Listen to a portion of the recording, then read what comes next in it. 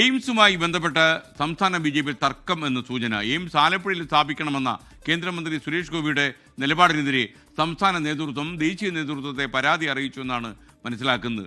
പരസ്യ നിലപാട് ആവർത്തിക്കുന്ന സുരേഷ് ഗോപി അടക്കി നിർത്താൻ സംസ്ഥാന അധ്യക്ഷൻ രാജീവ് ചന്ദ്രശേഖർ പ്രധാനമന്ത്രിയോട് ആവശ്യപ്പെടുമെന്നാണ് നമുക്ക് ലഭിക്കുന്ന വിവരം. എയിംസുമായി ബന്ധപ്പെട്ട് ബി.ജെ.പിയിൽ കഴിഞ്ഞ കുറെ കാലങ്ങളായി തർക്കം നിലനിൽക്കുന്നുണ്ട്.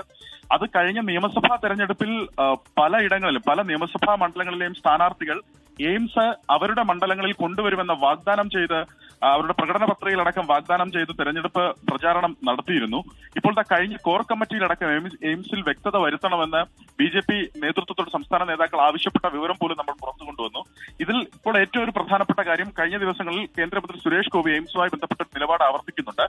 ആലപ്പുഴ ജില്ലയിൽ എയിംസ് കൊണ്ടുവരും എന്നാണ് സുരേഷ് ഗോപി ആവർത്തിക്കുന്നത്. ഇതിൽ കടുത്ത വിയോജിപ്പ് സംസ്ഥാന നേതൃത്വത്തിനുണ്ട് എന്നുള്ളതാണ് ഏറ്റവും പ്രധാനപ്പെട്ട കാര്യം. കേന്ദ്രമന്ത്രി സുരേഷ് ഗോപിക്കെതിരെ ദേശീയ നേതൃത്വത്തിന് പരാതി നൽകിയിരിക്കുകയാണ്. എയിംസ് ആലപ്പുഴയിൽ സ്ഥാപിക്കണമെന്ന സുരേഷ് ഗോപിയുടെ നിലപാടിനെതിരെയാണ് ഇത്തരത്തിൽ സംസ്ഥാന നേതൃത്വം ദേശീയ നേതൃത്വത്തെ പരാതി അറിയിച്ചിട്ടുള്ളത്.